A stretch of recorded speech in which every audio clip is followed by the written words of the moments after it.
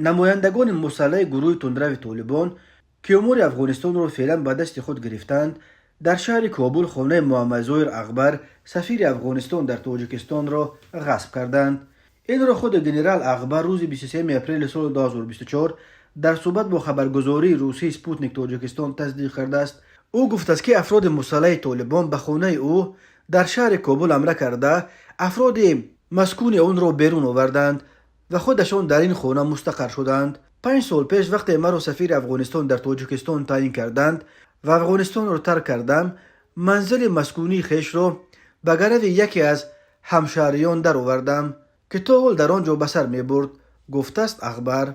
وی افزود است که روز 21 اپریل نمایندگان طالبان با زورگویی و سلاح باشندگان خانه را پیش کردند. طالبان با تفنگ‌ها به منزل بنده حمله نموده با خشونت و وحشت بسیار با افراد داخل آن برخورد کردند و خانه را تخلیه نموده در اختیار تفنگداران قرار دادند، نقل کرده است سفیر افغانستان. ماه یولی سال 2023 افراد طالبان خانه سیقبته محمد ظاهر اکبر را در روستای روخه دره پنشیر آتش زده بودند.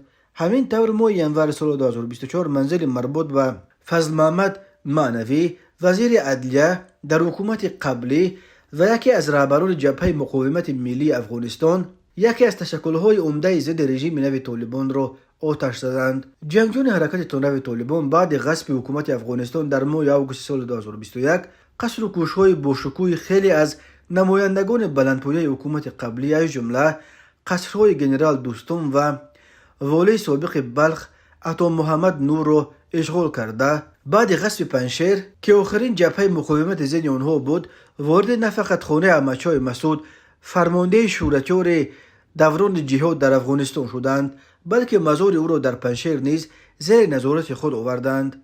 جنرال محمد ظاهر اکبر نیز زاده پنشیر بوده از طرف حکومت قبلی به مقام سفیر افغانستان در دوشنبه تعیین شده بود. جنرال اکبر رژیم نو طالبان را اعتراف نکرد و طلب طالبان در مورد دیپلمات‌های تعیین کرده آنها سپردن امور سفارت افغانستان در دوشنبه را نیز نپذیرفت.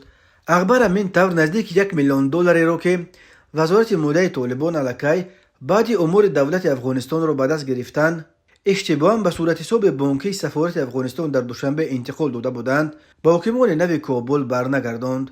تاجیکستان از انگشتشمار کشورهای دنیاست که همچنان از نیروهای ضد طالبان پشتیبانی میکند و به رهبران مقاومت در قلمروش پناه داده است. بسیاری از کشورهای دیگر حتی ابرقدرت‌های چون خیتای و روسیه با طالبان زبان معامله و سازش میجویند و سفارت‌های خود را در کابل از نو گشودند. وزارت خارجه روسیه اخیراً حتی اعلام کرد که در مسکو مسئله از روی خط سیاه سازمان‌های تندرو بیرون برآوردن حرکت طالبان را بررسی کرده ایستادند.